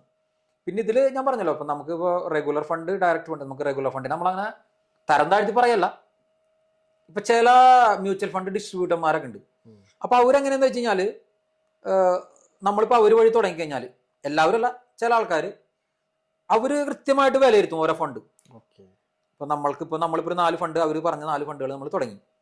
അപ്പൊ നമ്മളാണ് എന്താ ചെയ്യാന്ന് വെച്ചാൽ നമ്മളതാ കണ്ടിന്യൂ ചെയ്ത് പോവുള്ളൂ. അല്ലാണ്ട് അതിന് വേറെ എന്തെങ്കിലും പ്രശ്നങ്ങളുണ്ടോ എന്നൊന്നും നമ്മൾ നോക്കില്ല. അപ്പോൾ റെഗുലർ ഫണ്ടുകളിൽ ചില ഡിസ്ട്രിബ്യൂട്ടർമാർ എന്താ ചെയ്യണമെന്ന് വെച്ചാൽ അവർ തന്നെ വിലയിരുത്തും. അവർ തന്നെ ഇത് ഫോളോ ചെയ്ത് വിലയിരുത്തിയിട്ട് അതിലെന്തെങ്കിലും മാറ്റങ്ങൾ വരുത്തുന്നുണ്ടെങ്കിൽ നമുക്ക് കൃത്യസമയങ്ങളിൽ സജഷൻ തരും. അപ്പൊ അങ്ങനെയുള്ള കേസുകളിൽ നമ്മൾ റെഗുലർ പ്ലാനിന്റെ പിന്നാലെ പോയി കഴിഞ്ഞാൽ പ്രശ്നമില്ല. കാരണം നമുക്ക് അവരോട് സപ്പോർട്ട് വരുന്നുണ്ട്. അപ്പൊ അതുകൊണ്ട് തന്നെ ആ കൊടുക്കുന്ന 1% തെറ്റില്ല. അപ്പൊ അങ്ങനത്തെ സപ്പോർട്ട് വേണം. അല്ലെങ്കിൽ നമുക്ക് ഇതിനെപ്പറ്റി തീരെ ധാരണയില്ല എന്നുള്ള ആൾക്കാർക്ക് അതായാലും ചെയ്യാവുന്നുള്ളൂ. അപ്പൊ അതാകുമ്പോൾ നമുക്കൊരു സപ്പോർട്ട് ഉള്ളതുകൊണ്ട് നമുക്ക് ഇതിന്റെ പിന്നാലെ സമയം കളയേണ്ട ആവശ്യമില്ല. അപ്പൊ അങ്ങനെയുള്ളവർക്ക് ആ വഴിക്കും ചെയ്യാം. അപ്പൊ എത്രയും നേരത്തെ തുടങ്ങുക എന്നുള്ളതാണ് ഇതിൽ പ്രധാനം. ഇപ്പോൾ ഒരു സൂപ്പർ ഒരു ഐഡിയ കിട്ടി നമുക്ക് എന്താണ് സംഭവം എന്നുള്ളതും എങ്ങനെയാണ് ഇത് നിക്ഷേപിക്കേണ്ടത്, ഏതിലാണ് നിക്ഷേപിക്കേണ്ടത്, ആര് മുഖാന്തരമാണ് നിക്ഷേപിക്കേണ്ടത്, നമ്മൾ നിക്ഷേപിച്ചു കഴിഞ്ഞു. ഇതിലെല്ലാത്തിലുള്ള പോലെ തന്നെ ഡു ഓൺ ഡോൺസ് ആയിട്ടുള്ള കുറെ കാര്യങ്ങളുണ്ടാവും. എസ്പെഷ്യലി ഫിനാൻഷ്യൽ ഡിസിപ്ലിൻ ആകുമ്പോൾ പറയണ്ട. ഏതൊക്കെ കാര്യങ്ങളാണ് അപ്പോൾ ആ വക കാര്യങ്ങൾ ശ്രദ്ധിക്കേണ്ടതായിട്ടുള്ളത്? ഇതിലെന്ന് പറഞ്ഞാല് കുറെ അധികം ആൾക്കാർ അറിയാതെ ചെയ്യുന്ന കുറെ മിസ്റ്റേക്കുകൾ, പ്ലസ് ചെയ്യേണ്ട കുറച്ച് കാര്യങ്ങൾ വിട്ടുപോകുക, അങ്ങനത്തെ കുറച്ച് ഇതുകൾ കണ്ടിട്ടുണ്ടതിൽ. ഇപ്പം അധികം എന്ന് പറഞ്ഞാൽ പ്രധാനമായിട്ടെന്ന് പറഞ്ഞാൽ പലരും ഇത് തുടങ്ങൽ വൈബിക്കും. അതായത് ഇപ്പം ഇന്ന് ഈ മാസം തുടങ്ങണോ അല്ലെങ്കിൽ അടുത്ത മാസം തുടങ്ങണോ, അപ്പോൾ ചിലവ് മുഴുവൻ തീർന്ന് അല്ലെങ്കിൽ നമ്മളുടെ കയ്യിൽ പൈസ വരുന്ന സമയത്ത് തുടങ്ങാൻ നിന്ന് കഴിഞ്ഞാൽ അത് ഒരിക്കലും തുടങ്ങലുണ്ടാവില്ല. അപ്പം അത് നമ്മൾ ആ ഒരു കൺഫ്യൂഷൻ ഒഴിവാക്കി ഇന്ന് തന്നെ തുടങ്ങുക എന്നുള്ളതാണ് ഇതിൽ ചെയ്യേണ്ടത്. അപ്പം നേരത്തെ പറഞ്ഞല്ലോ ഇതിൽ ഏറ്റവും ബെസ്റ്റ് സമയം എന്ന് പറഞ്ഞാൽ ഇന്നാണ്. അപ്പൊ ഇന്ന് തന്നെ തുടങ്ങാന്നുള്ളതാണ് ഇതിലൊരു ഇത്. പിന്നെ രണ്ടാമത് കണ്ടെന്ന് പറഞ്ഞാൽ ഇതിൽ മിക്കവരും ഇപ്പം നമ്മൾ നേരത്തെ പറഞ്ഞല്ലോ ഒരു 20% മാറ്റി വയ്ക്കാന്നുള്ളത്. അതിന് പകരം മിക്കവരും ചെയ്ത് കാണാന്ന് കഴിഞ്ഞാൽ എല്ലാ ചിലവും കഴിഞ്ഞിട്ട് ബാക്കി എത്രയാണ് കൈ വരുന്നത് അത് നിക്ഷേപത്തിന് വേണ്ടി ഉപയോഗിക്കാന്നുള്ളതാണ്. അപ്പോൾ അതല്ല അതിന്റെ ശരിക്കുള്ള രീതി. നമ്മൾ ആ ചെലവുകൾ ചെയ്യുന്നതിന് മുമ്പാണ് ഇത് തുക മാറ്റി വയ്ക്കേണ്ടത്. അപ്പൊ അതൊരു മൂന്നാമത്തെ മിസ്റ്റേക്ക് ആയിട്ട് കണ്ടെക്കുന്നതാണ് അത്. പിന്നെ അധികം കണ്ടെക്കണമെന്ന് പറഞ്ഞാൽ ചാറപറ ഫണ്ടുകൾ സെലക്ട് ചെയ്യും ആൾക്കാർ. ഞാൻ നേരത്തെ പറഞ്ഞത് നമുക്കൊരു എന്താ പറയുക ഒരു മോഡറേറ്റ് ആയിട്ടുള്ള ഒരാൾക്ക് ഒരു 4-5 ഫണ്ടിന്റെ ആവശ്യമുള്ളൂ ശരിക്കും. അത് കൂടുതൽ കൂട്ടി കഴിഞ്ഞാൽ കുഴപ്പമുണ്ടെന്നല്ല പറയുന്നത്, പക്ഷെ നോർമലി അതിന്റെ ആവശ്യമുള്ളൂ.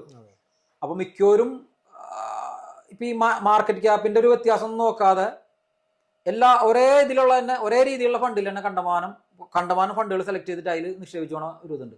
പക്ഷെ അതിന്റെ ആവശ്യമില്ല. ഞാൻ പറഞ്ഞില്ലേ ഇപ്പൊ നമ്മളിപ്പോൾ സ്മോൾ ക്യാപ്പിൽ ചെയ്യുകയാണെന്ന് പറഞ്ഞാൽ ഒരൊറ്റ ഫണ്ടിന്റെ ആവശ്യമുള്ളൂ ആ സ്മോൾ ക്യാപ്പിൽ. പക്ഷെ അതിന് പകരം സ്മോൾ ക്യാപ്പിൽ തന്നെ ഒരു 4-5 കമ്പനികളുടെ ഇത്തിരിശ പൈസ ഇടും. അപ്പൊ അതിന്റെ ആവശ്യമില്ല. നമുക്ക് അങ്ങനെ ഫണ്ടുകൾ എന്താ പറയാ അത്രയ്ക്ക് വൈഡായിട്ട് അങ്ങനെ സെലക്ട് ചെയ്യാണ്ട് നമ്മൾ മിനിമൈസ് ചെയ്ത് അങ്ങനെ ചെയ്താണ് ചെയ്യേണ്ടത്. അതൊരു മിസ്റ്റേക്ക് ആയിട്ട് കണ്ടിട്ടുണ്ട്. പലരും ഇങ്ങനെ തോന്നിയ മാതിരി ചെയ്യുന്ന കണ്ടിട്ടുണ്ട്. പിന്നുള്ളതെന്ന് പറഞ്ഞാൽ ഇതൊരു മിസ്റ്റേക്ക് അല്ല ശരിക്കും ഇനി പറയാൻ പോണത്. പക്ഷെ അത് ഇത്തിരി കൂടി അഗ്രസീവായിട്ടുള്ള ഇൻവെസ്റ്റർമാർക്ക് ആവശ്യമുള്ളൂ. മിക്കവാറും ഈ തീമാറ്റിക് ഫണ്ടുകൾ എന്ന് പറയും. അതായത് ഒരു പ്രത്യേക മേഖലയിലുള്ള സ്റ്റോക്കുകളിലായിരിക്കും ആ ഫണ്ടിൽ നിക്ഷേപം നടക്കുക. ഇപ്പൊ എന്താ പറയാ ഒരു ഓട്ടോമോട്ടീവ് സെക്ടർ, അപ്പൊ അതിന്റെ ഒരു ഫണ്ടാണെന്നുണ്ടെങ്കിൽ അതില് വേറെ കമ്പനികളൊന്നും വരില്ല.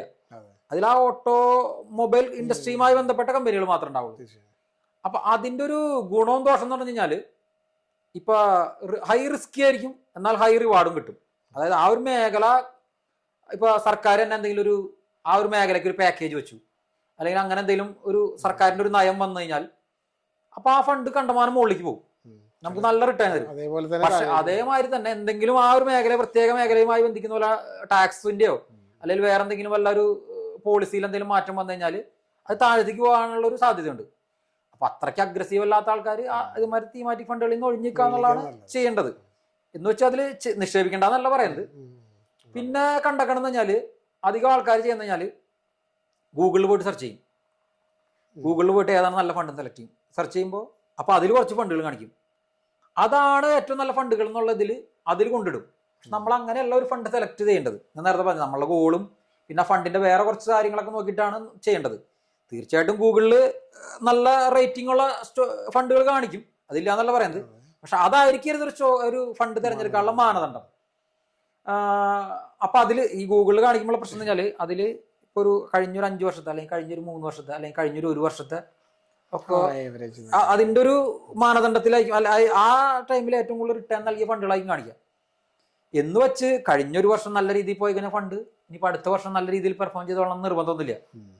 അപ്പൊ അത് മാത്രമായിരിക്കരുത് ഒരു ഫണ്ട് തിരഞ്ഞെടുക്കാനുള്ള മാനദണ്ഡം എന്ന് പറയുന്നത്. നമ്മൾ അതിന്റെ ഒപ്പം തന്നെ വേറെ കുറെ കാര്യങ്ങൾ നോക്കാണ്ട്. ഇപ്പൊ ഒരു ഫണ്ട് തിരഞ്ഞെടുക്കുമ്പോൾ അതിന്റെ എക്സ്പെൻസ് റേഷ്യോ, വലിയ എക്സ്പെൻസ് റേഷ്യോ ഉള്ള ഫണ്ട് നല്ല രീതിയിൽ നമുക്ക് റിട്ടേൺ തന്നില്ലെങ്കിൽ നമുക്ക് അതിൽ തുടരുന്നതിൽ വലിയ കാര്യമില്ല. നമുക്ക് കാരണം ഈ ഫണ്ട് മാനേജർക്ക് കൂടുതൽ പൈസ കൊടുക്കാൻ വേണ്ടിയിട്ടല്ലല്ലോ നമ്മൾ തുടങ്ങുന്നത്. എന്നാൽ അതേസമയം നല്ല രീതിയിൽ റിട്ടേൺ തന്നെ ഫണ്ടാണെന്നുണ്ടെങ്കിൽ കുറച്ച് എക്സ്പെൻസ് കൂടുതൽ കൊടുക്കണതിൽ തെറ്റില്ല. അതിൻ്റെ ഒപ്പം തന്നെ AUM എന്ന് പറയും, അതായത് അസറ്റ് അണ്ടർ മാനേജ്മെന്റ്. അതായത് ഇപ്പോൾ ഒരു നിശ്ചിത ഫണ്ടിന്റെ AUM നല്ല AUM നിൽക്കുകയാണെന്നുണ്ടെങ്കിൽ അതിൽ കൂടുതൽ ആൾക്കാർ ഇൻവെസ്റ്റ് ചെയ്യണം എന്നുള്ളൊരു തോന്നല് നമുക്കുണ്ട്.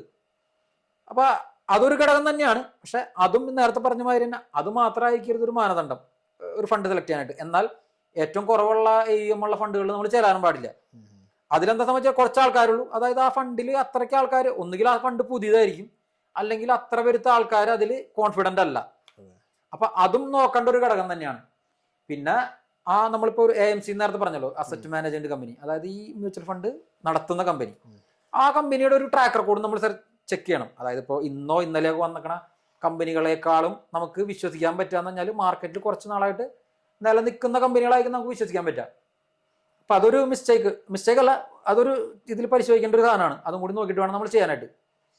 പിന്നെ കണ്ടക്കണ ഒരു എന്ന് പറഞ്ഞാൽ അധികവും ഇത്തിരിയും കൂടി എന്താ പറയാ പേടിയുള്ള നിക്ഷേപകരുണ്ട്, തുടക്കക്കാര്, അങ്ങനത്തെ ആ ഒരു രീതിയിലുള്ള ആൾക്കാർ. ഇവരെന്താണ് പ്രശ്നം എന്ന് വെച്ചാൽ മാർക്കറ്റ് ഒന്ന് താഴ്ത്തേക്ക് പോണ കാണുമ്പോൾ ഇനി ഇത് പിന്നെയും കൂടുതൽ താഴ്ത്തേക്ക് പോയാലോ എന്നുള്ള കണക്കൂട്ടലിൽ വിറ്റ് മാറുന്ന ഒരു പരിപാടി ഉണ്ട്. അതൊരിക്കലും ശരിക്കും മ്യൂച്വൽ ഫണ്ടിന്റെ കാര്യത്തിൽ ചെയ്യരുത്. കാരണം നമ്മൾ നാളേക്കുള്ള ഒരു ആവശ്യത്തിന് വേണ്ടിയിട്ടല്ല നമ്മൾ മ്യൂച്വൽ ഫണ്ട്, അതായത് മെയിൻ ആയിട്ടുള്ള ലക്ഷ്യം എന്ന് പറഞ്ഞാൽ ലോങ് റൺ ആണ്.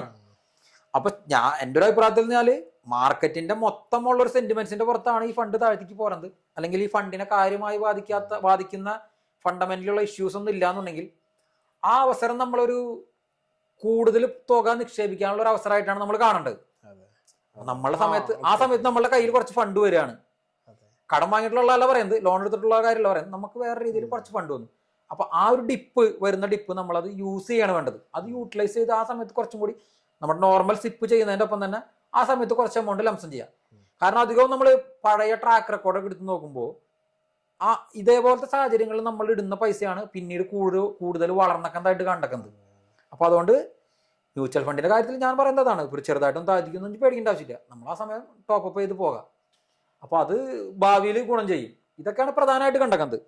പിന്നെ ഇതിൽ ഏറ്റവും ലാസ്റ്റത്തെ എന്ന് പറഞ്ഞു കഴിഞ്ഞാൽ നമ്മൾ സിപ്പ് മുടക്കാതിരിക്കുക. സിസ്റ്റമാറ്റിക് ആയിട്ട് ചെയ്തു പോകുന്ന ആളാണെന്നുണ്ടെങ്കിൽ ഇപ്പൊ നമ്മളിപ്പോൾ ഈ മാസം എല്ലാ മാസം ഒരു 5000 രൂപയാണ് ചെയ്തു പോകണമെന്നുണ്ടെങ്കിൽ അത് പരമാവധി മുടങ്ങാതിരിക്കാൻ നോക്കാം. കാരണം അങ്ങനെ മുടങ്ങാതിരിക്കാൻ വേണ്ടിയിട്ടാണ് നമ്മൾ ഈ സിപ്പിൽ ബാങ്ക് മാൻഡേറ്റും, അതായത് ബാങ്കിൽ നിന്ന് ഓട്ടോമാറ്റിക്കായിട്ട് ഫണ്ട് വരാനും അതിനൊക്കെ ചെയ്യുന്നത്. അപ്പൊ അത് മുടങ്ങാതെ പോകാന്നുള്ളതാണ് ഏറ്റവും പ്രധാനമായിട്ട് ശ്രദ്ധിക്കേണ്ടത്. പ്ലസ് ഇതിന്റെ ഒപ്പം തന്നെ ഞാൻ ആദ്യം പറഞ്ഞ ഒരു പോയിന്റിലുള്ള ഒരു സാധനമാണ് ഡയറക്റ്റ് ഫണ്ട് റെഗുലർ പ്ലാൻ. അപ്പൊ അതിൽ നമ്മൾ പറഞ്ഞു വെച്ചാൽ ഡയറക്റ്റ് ആണ് ഇത്തിരി കൂടി നമുക്ക് ലോങ് റണ്ണിൽ റിട്ടേൺ കൂടാ, കാരണം അതിൽ എക്സ്പെൻസ് റേഷ്യോ കുറവായിരിക്കും. എങ്കിൽ കൂടെ നമ്മൾ പറഞ്ഞു ഇപ്പൊ നല്ലൊരു നമുക്ക് കൂടുതൽ സജഷൻസ് അല്ലെങ്കിൽ നമുക്ക് ആ ഫണ്ടിനെ പറ്റി കൂടുതൽ നമുക്ക് മാർക്കറ്റിനെ വിലയിരുത്തി നമ്മളോട് പറയുന്ന ഒരു ഡിസ്ട്രിബ്യൂട്ടറുടെ കീഴിലൊക്കെ ആണെന്നുണ്ടെങ്കിൽ റെഗുലർ പ്ലാൻ കുഴപ്പമില്ല എന്ന് പറഞ്ഞു. പക്ഷെ എങ്കിൽ കൂടെ നമുക്ക് എപ്പോഴും എല്ലാവരും സജസ്റ്റ് ചെയ്യുന്ന പറഞ്ഞാൽ ഡയറക്റ്റ് പ്ലാനുകളായിരിക്കും. കാരണം ഇപ്പൊ ആ ഒരു 10 വർഷം അല്ലെങ്കിൽ 20 വർഷം കഴിയുമ്പോൾ ഈ 1% ഇയർലി വരാന്ന് പറഞ്ഞാൽ ഭയങ്കര വ്യത്യാസം വരും. അതുകൊണ്ട് തന്നെ നിങ്ങൾക്ക് അല്പം എന്തെങ്കിലും ഒരു മാർക്കറ്റിനെ പറ്റി ധാരണ ഉണ്ടെന്നുണ്ടെങ്കിൽ അല്ലെങ്കിൽ ഇത്തിരി കൂടി പഠിക്കാനായിട്ട് പറ്റുന്നുണ്ടെങ്കിൽ എപ്പോഴും ഡയറക്റ്റ് പ്ലാനുകൾ തിരഞ്ഞെടുക്കുക. ഇതൊക്കെയാണ് ഡൂസിലും ഡോൺസിലും വരുന്നത് പ്രധാനമായിട്ട് ശ്രദ്ധിക്കേണ്ട കാര്യങ്ങൾ. ഇതിലിപ്പോൾ പറഞ്ഞപ്പോഴേ എനിക്ക് ഒരു ചെറിയൊരു ഡൗട്ട് വന്നത്, ഈ സിപ്പില് നമ്മൾ അത് റെഗുലറായിട്ട് മുടക്കാതെ കൊണ്ടുപോകാന്ന് പറഞ്ഞു. ഇൻ കേസ് നമ്മൾ ഒരു മാസം നമുക്ക് എന്തെങ്കിലും ഒരു മുടക്ക് വന്നു, നമ്മളിപ്പോൾ ഓട്ടോമാറ്റിക് ഡെബിറ്റ് സിസ്റ്റത്തിൽ കൂടെ അത് നമുക്ക് ചെയ്യാം എന്ന് പറഞ്ഞു. അതായത് ആ മാസം ചിലപ്പോൾ ബാങ്കിൽ പൈസ ഉണ്ടായില്ല, അങ്ങനെ വരുന്ന സമയത്ത് വല്ല പെനാൽറ്റിയോ അങ്ങനെ എന്തെങ്കിലും വരാൻ സാധ്യത? അങ്ങനെ വരുന്ന സമയത്ത് മ്യൂച്വൽ ഫണ്ടിൽ നിന്ന് പെനാൽറ്റി വരില്ല. അതായത് ആ സിപ്പ് നടത്തുന്ന കമ്പനി AMC അവിടെ നിന്നൊരു പെനാൽറ്റി നമുക്ക് വരില്ല. അതിന് പകരം നമ്മളിപ്പോ എന്താ സംബന്ധിച്ചാൽ ഇപ്പൊ നമ്മളിപ്പോ ബാങ്കിന് നമ്മൾ ഓട്ടോമാറ്റിക് ആയിട്ട് ഒരു ഇൻസ്ട്രക്ഷൻ കൊടുത്തേക്കാണ്, എല്ലാ മാസം ഇത്ര എമൗണ്ട് ഈ സിപ്പിലേക്ക് അതിലേക്ക് ട്രാൻസ്ഫർ ചെയ്യാന്നുള്ള രീതിയിൽ. അപ്പൊ അങ്ങനെ വരുമ്പോൾ എന്താ സംബന്ധിച്ചാൽ ഈ ബാങ്കുകളുടേതായ കുറച്ച് ചാർജുകളുണ്ട്. അപ്പൊ അതിന് ഒരു ചെറിയ എമൗണ്ട് അവർ ചാർജ് ചെയ്തേക്കാം. അത് മാത്രം അല്ലാണ്ട് ഈ മ്യൂച്വൽ ഫണ്ടുമായി ബന്ധപ്പെട്ട് വേറെ ചാർജുകൾ. പക്ഷെ അതിന്റെ ഒപ്പം തന്നെ ഇപ്പൊ ഒരു വർഷം തന്നെ ചില ഫണ്ടുകളൊക്കെ കണ്ടിട്ടുണ്ട്, ഒരു വർഷം തന്നെ 3 പ്രാവശ്യമൊക്കെ അടുപ്പിച്ച് സിപ്പ് മുടങ്ങി കഴിഞ്ഞാൽ പിന്നെ അവർ ക്യാൻസൽ ചെയ്യണ ഒരു ഇത് കണ്ടിട്ടുണ്ട്. പിന്നെ നമ്മൾ രണ്ടാമത് തുടങ്ങേണ്ടി വരും. അത് 2-3 പ്രാവശ്യം മുടങ്ങുന്ന സമയത്ത്. കാരണം അതൊരു ഈ സിപ്പ് എന്ന് പറഞ്ഞാൽ നമ്മൾ സിസ്റ്റമാറ്റിക് എന്നുള്ളൊരു വേർഡ് അതിൽ വരുന്നുണ്ട്. അപ്പൊ ആ സമയത്ത് നമ്മൾ മുൻപ് പേ ചെയ്ത എല്ലാം ലാപ്സായി പോവോ, അങ്ങനെ എന്താണ്? അല്ല, ഇതിൽ വേറൊരു ഇപ്പൊ നമ്മൾ നേരത്തെ പറഞ്ഞതിന്റെ കൂടെ ചേർക്കാണ്, നമുക്ക് വേറൊരു ഓപ്ഷൻ ഉണ്ട്. പക്ഷെ ഇത് ശീലാക്കരുത്. ഞാൻ പറഞ്ഞതിൽ നമുക്കിപ്പോ പെട്ടെന്ന് നമുക്കൊരു ഒരു ഫൈനാൻഷ്യൽ ക്രൈസിസ് വന്നു. അതെ. ഇപ്പൊ നമുക്ക് എന്തെങ്കിലും ഇഷ്യൂവിന്റെ പുറത്ത് നമുക്ക് കുറച്ച് പെട്ടെന്ന് പൈസ വന്നു. അപ്പൊ നമുക്ക് 1-2 മാസത്തേക്ക് നമുക്ക് ഈ സിപ്പ് ചെയ്യാൻ പറ്റില്ല. അങ്ങനെ വരികയാണെന്നുണ്ടെങ്കിൽ നമുക്ക് പോസ് ചെയ്യാനുള്ള ഓപ്ഷൻ ഉണ്ട്. ആ പോസ് ചെയ്തിട്ട് കഴിഞ്ഞാൽ പിന്നെ നമുക്ക് കുഴപ്പമില്ല. ഇതിപ്പോ നമ്മൾ ആ സിപ്പ് കണ്ടിന്യൂ ചെയ്യുകയും ആ സമയത്ത് ബാങ്കിൽ പൈസ ഇല്ലാതെ വരികയും ചെയ്യുന്ന സമയത്താണല്ലോ ഇഷ്യൂ വരുന്നത്. അപ്പൊ അതിന് പകരം ആ സമയത്ത് സിപ്പ് പോസ് ചെയ്യാം. അത് നമ്മൾ ആ ബാങ്കിൽ അറിയിച്ചു കഴിഞ്ഞാൽ നമുക്ക് അത് മാൻഡേറ്റും പോസ് ചെയ്യാനുള്ള ഓപ്ഷൻ ഉണ്ട്. അപ്പൊ പിന്നെ വേറെ ചാർജുകളൊന്നും വരില്ല. എന്നിട്ട് 1-2 മാസം കഴിഞ്ഞ് കഴിയുമ്പോൾ നമുക്ക് ഈ പ്രശ്നങ്ങളൊക്കെ മാറുകയാണെന്നുണ്ടെങ്കിൽ ആ സമയത്ത് കണ്ടിന്യൂ ചെയ്യാം. അങ്ങനെ ഒരു ക്രൈസിസിനെ നമുക്ക് ഓവർകം. അതെ അതെ. പക്ഷെ അതൊരു പലരും ശീലമാക്കും, അതാണ് ഒരു പ്രശ്നം. അത് പാടില്ല. Okay okay okay. എന്തായാലും നല്ലൊരു സെഷൻ തന്നെയായിരുന്നു. ഇപ്പോൾ ഒരുപാട് കാര്യങ്ങൾ ഈ ഒരു ചെറിയൊരു ടൈമിനുള്ളിൽ നമുക്ക് ഒരുപാട് ഈ ഫിനാൻഷ്യൽ ഫ്രീഡം അതിനെ പറ്റിയിട്ടുള്ള ഒരുപാട് കാര്യങ്ങൾ നമുക്ക് പറഞ്ഞു തന്നു. അതുപോലെ എങ്ങനെയാണ് അതിലേക്ക് എത്തിപ്പെടുക, ഏതൊക്കെ മാർഗങ്ങളാണ് എന്ന് വേണ്ടതെല്ലാം നമുക്ക് വളരെ വിശദമായിട്ട് ഒരു ചെറിയ ടൈം ലൈനിൻ്റെ ഉള്ളിൽ നിന്ന് പറഞ്ഞു തന്നു. തന്നെയല്ല ജസ്റ്റ് റൈറ്റിൻ്റെ എല്ലാ ക്രൂസിൻ്റെ ഭാഗത്തു നിന്നും നമ്മുടെ കൂട്ടുകാരുടെ ഭാഗത്തു നിന്നുള്ള നന്ദി ഈ ഒരു സമയത്ത് അറിയിക്കുകയാണ്. വളരെ സന്തോഷമുണ്ട് ഇങ്ങനെ ഒരു പരിപാടി വെച്ചാലും നമുക്ക് ഇതിൽ പങ്കെടുക്കാൻ പറ്റിയാലും വളരെ സന്തോഷമുണ്ട്. ഇത് കഴിഞ്ഞില്ല, നമുക്ക് ഇനിയും സമയം കിട്ടുന്ന മുറയ്ക്ക് നമുക്ക് ഇനിയും അടുത്ത സെഷനിൽ ഇരിക്കാവുന്ന. ഇനി അതിൽ ഒരുപാട് കാര്യങ്ങൾ ഒരുപാട് പേര് ഇങ്ങനെ ചോദിച്ചിട്ടുണ്ടായിരുന്നു. അപ്പൊ അതിനെ പറ്റിയൊക്കെ നമുക്ക് ഓരോ എപ്പിസോഡായിട്ട് ചോദിച്ചു പോവാം. നമുക്ക് ഇനിയും ഇരിക്കാം. അതാ ശരി, ഓക്കെ, താങ്ക് യു. അപ്പൊ ഇനി എല്ലാ പ്രാവശ്യം പറയാറുള്ള പോലെ നമ്മുടെ ചാനൽ സബ്സ്ക്രൈബ് ചെയ്യാത്തവരുണ്ടെന്നുണ്ടെങ്കിൽ സബ്സ്ക്രൈബ് ചെയ്യുക, ഷെയർ ചെയ്യുക, ലൈക്ക് ചെയ്യുക, വേണ്ടപ്പെട്ട നിർദ്ദേശങ്ങൾ നമുക്ക് തരിക. നിങ്ങളുടെ ആ നിർദ്ദേശങ്ങൾ കൊണ്ടാണ് നമ്മുടെ ജസ്റ്റ് റൈറ്റ് മീഡിയയുടെ മുന്നോട്ടുള്ള ഗമനം. അപ്പോൾ ഇനിയൊരു പുതിയൊരു താരവുമായി ജസ്റ്റ് റൈറ്റ് മീഡിയ നിങ്ങളിലേക്ക് എത്തുന്നവരെ തൽക്കാലം ഗുഡ് ബൈ.